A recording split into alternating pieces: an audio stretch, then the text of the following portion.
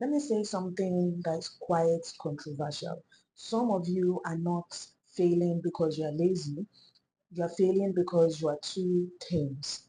You are literally too tense and you need to lighten up. You are too obsessed. You are too anxious. You are too busy micromanaging outcomes that were never fully in your control, outcomes that you can actually never do anything about. I graduated with a first class, and no, I wasn't stressed all the time. I was actually a bit calm. I would say I was calm. I was grounded. I let them, literally, I let them. And that is what we're going to be talking about today. That is what we're going to be talking about in this chapter today.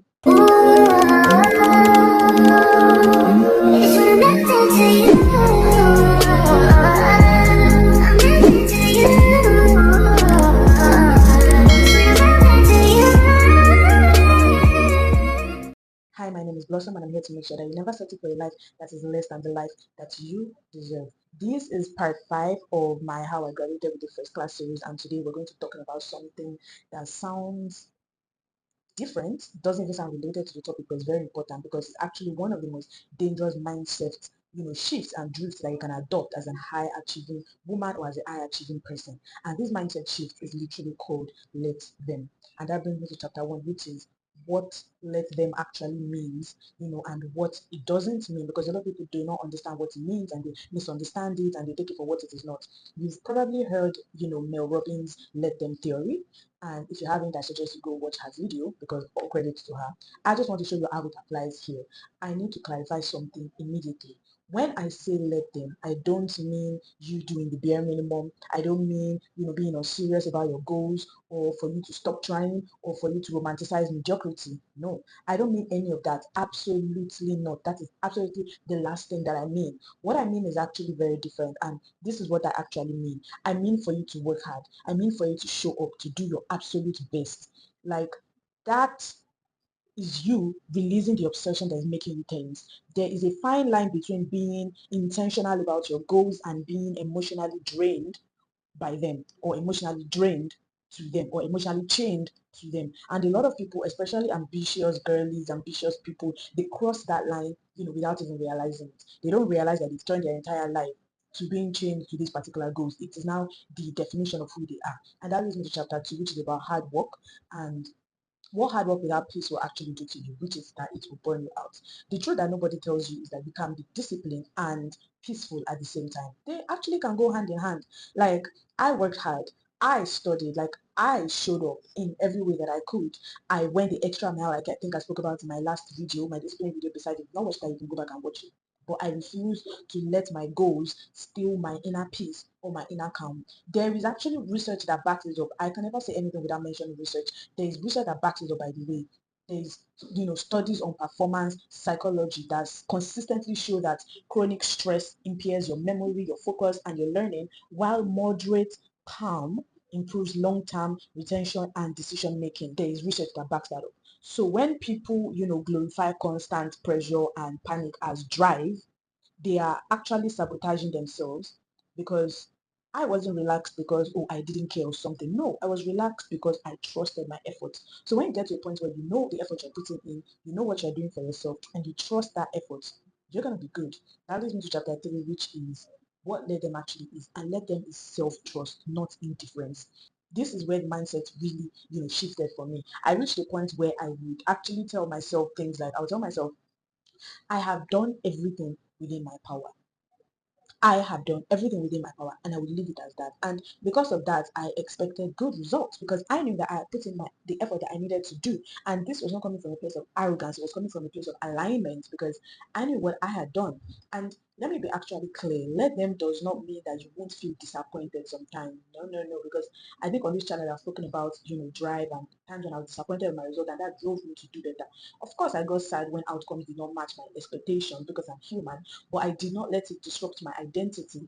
No, I didn't, spiral. Of course, there were times where I really got sad, but that sadness, I would make it, a source of motivation for me. I did not self-destruct. I did not collapse into self-hate. Even when there were times when I would almost do that, I would catch myself. What I did was just to adjust calmly. And I realize now, looking back, that that is actually emotional maturity. That is the power that is needed for you to succeed. And that leads me to chapter 4, which is the identity I wanted and why it actually really mattered to me. I need to be very honest here.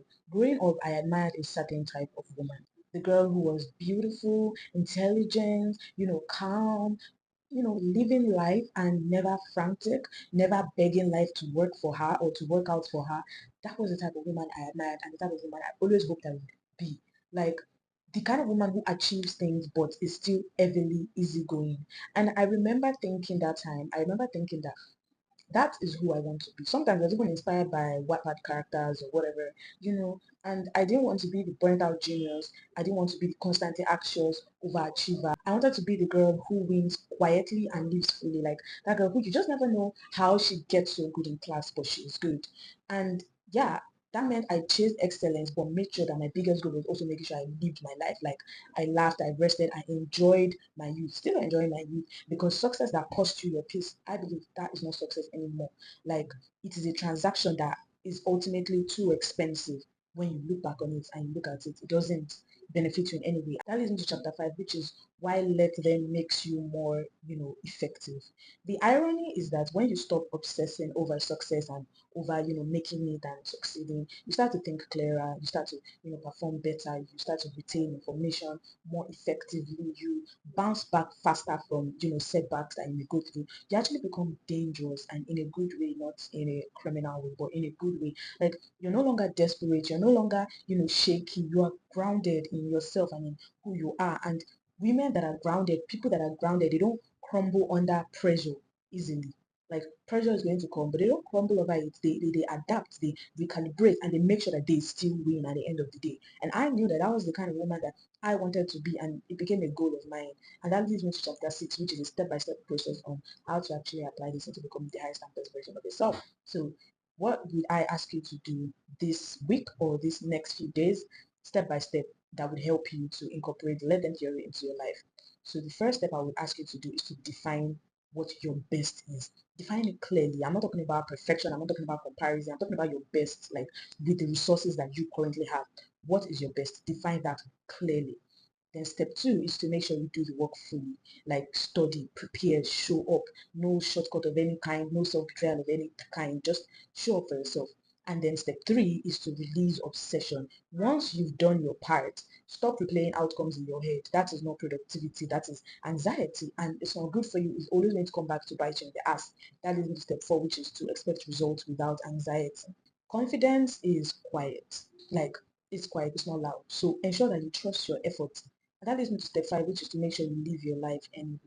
Like rest, laugh, be young, be human. Like your life is happening now, not after the success. It's happening right now. So why postpone your life until you win in quotes? And that leads me to step 6, which is to adjust and not self-destruct. If things don't go as planned, just recalibrate. Don't collapse into shame. I know it's not easy. It's easy to say these things, but that is how you grow without losing yourself at the end of the day. It's it's by doing these things and by taking this step-by-step process. I believe that if you follow the step-by-step process and you keep them in mind, eventually you're going to get to that place where you learn to let them talk, let them doubt you, let outcomes unfold while you do your part. You stay calm, you live fully. You just let them. And I believe that that's part of the reason why and how I graduated to first class. A very important component to it. That is how you become the highest and best version of yourself without breaking your spirit in the process, literally. And I just want you to know that, I love you and I believe in you. And I hope this video changes something for you this week. Bye.